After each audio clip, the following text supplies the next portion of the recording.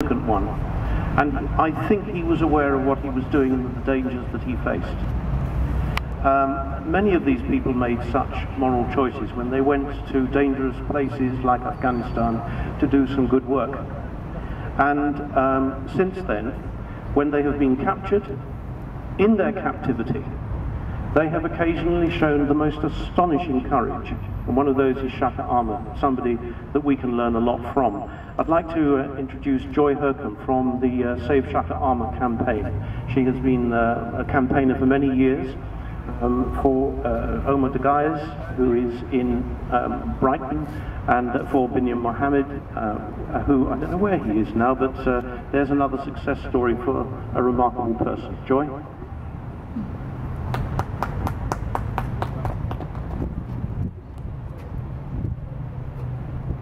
Thank you very much. We in the Save Shaker Aamer Campaign, we campaign for Shaker Aamer to be released and returned to the UK, to his family, to his wife and his 4 children here in the UK. And we concentrate on Shaker Aamer, but at the same time we know that his story is the story of Guantánamo, the story of many, many people who were abducted, tortured, sold, rendered to torture in Guantánamo, where they have been abused, where they have suffered harsh treatment, and where they still, many of them still are there beyond the rule of law.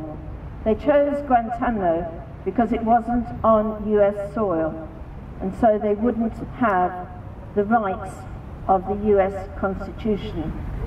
And so they rendered them stateless.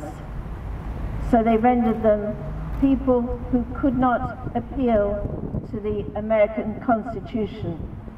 And I hope they are ashamed of themselves, those that know what America has done to innocent people who have been left isolated on an island in the middle of the Atlantic, so that nobody is there knowing how much they suffer.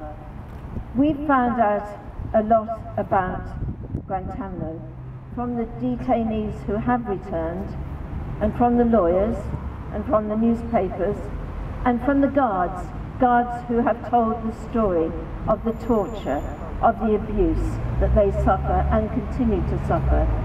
And Shaker Aamer is one of those, cleared for release 5 years ago, cleared again by Obama when he had his task force review, and still he stays there, and we want him back. We want him back with his family.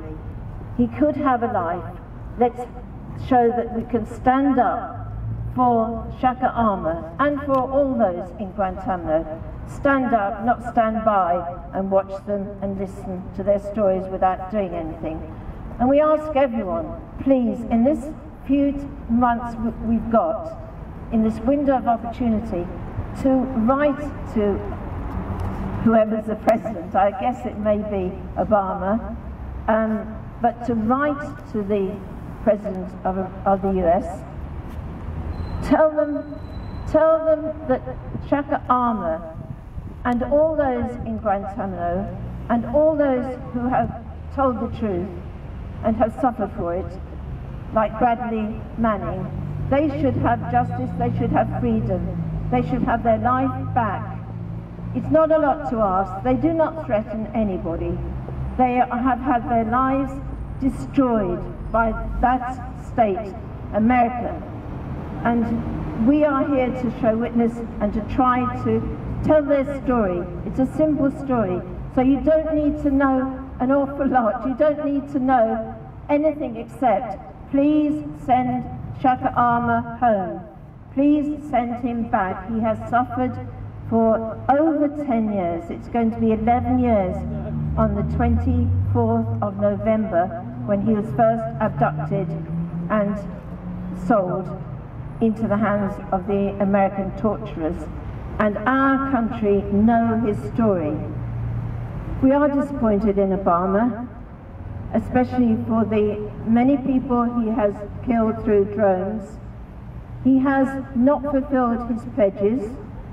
He said that he would close Guantánamo. He hasn't. He said that he'd stop torture, and he hasn't. He said he would stop rendition, and he hasn't. The abuse carries on, and the secrecy carries on.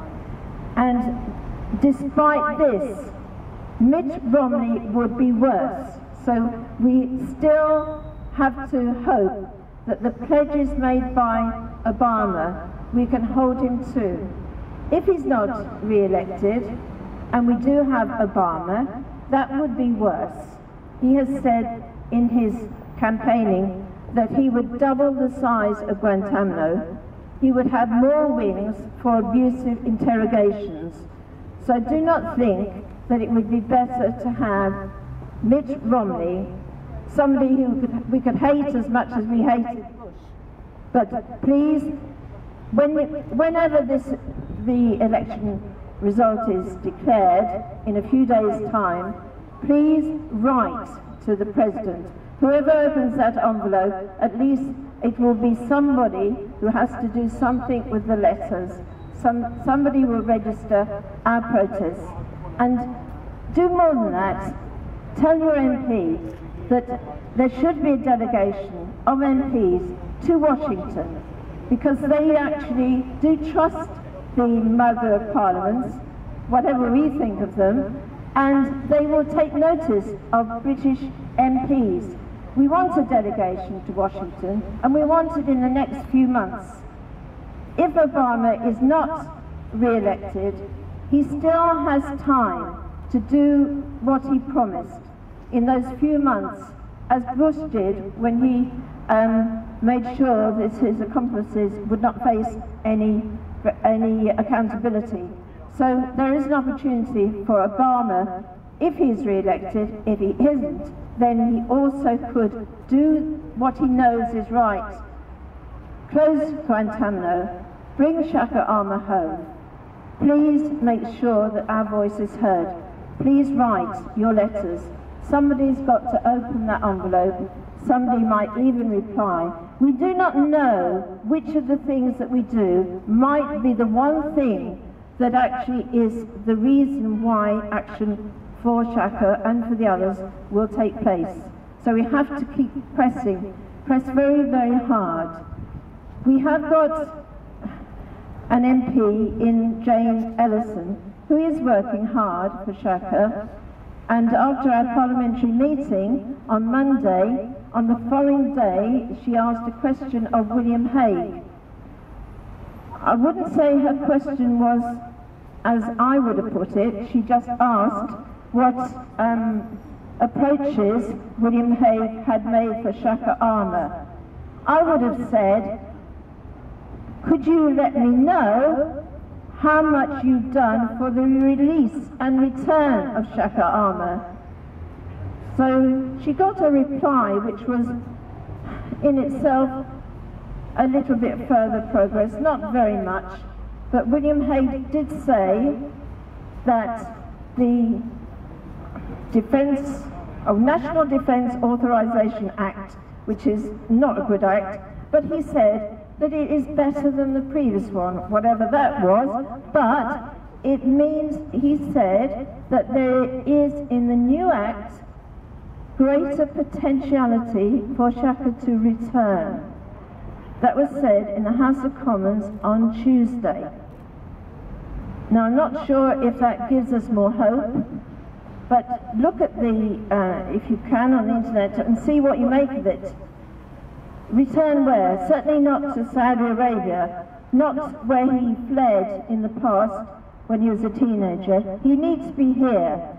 We know that Shaker has seen letters from the UK government where they have written to the Saudi government to ask for his return there. We know that those letters and that dialogue has taken place, and Shaker has seen the evidence, and we are very concerned, because if he goes to Saudi Arabia, he will be put into the prison system and he will be silenced.